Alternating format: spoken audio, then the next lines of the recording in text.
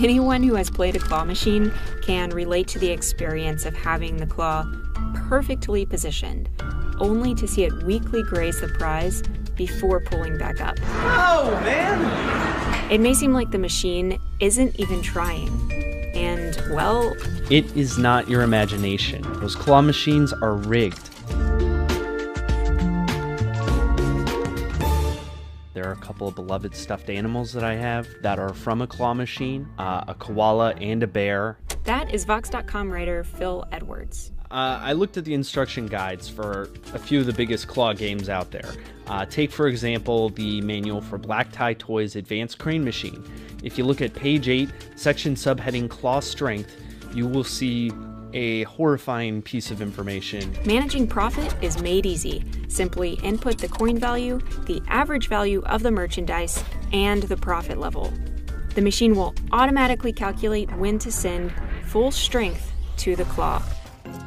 Alright, so if it costs 50 cents to play the game, and the prize inside costs $7, to make a profit of 50%, full power will be sent to the claw only about once every 21 games or so.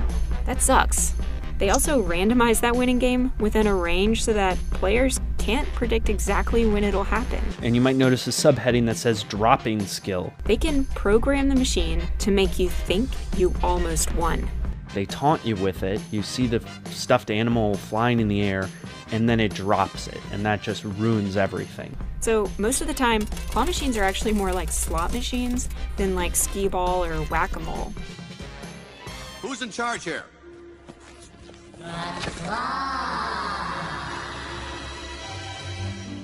The question of whether claw machines are games of skill or chance goes back decades. The earlier versions back in the 1930s had very little element of skill and were marketed as being highly profitable for their owners. This was the Depression era, and people were desperate for ways to get money moving.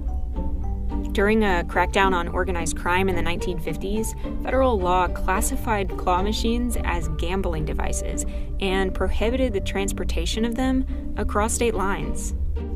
After those laws were relaxed in the 1970s, newer claw machines from Europe and Asia spread throughout the United States. They actually started calling them skill cranes because the joystick gave the players more precise control. But owners had increasing control over profits as well, and they've been met with a patchwork of state and local laws and regulations. If machine operators want to make that claw really, really unfair against the players, there's not a lot stopping them. Most of the regulations focus on the prize size, not the strength of the claw.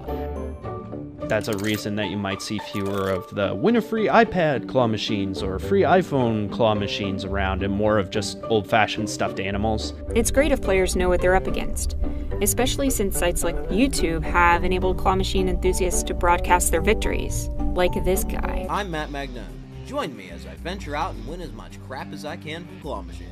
My best outcome of this is not that all the claw machines go away. Since I first wrote this article, I've spent $1, I think, on claw machines, and I've lost.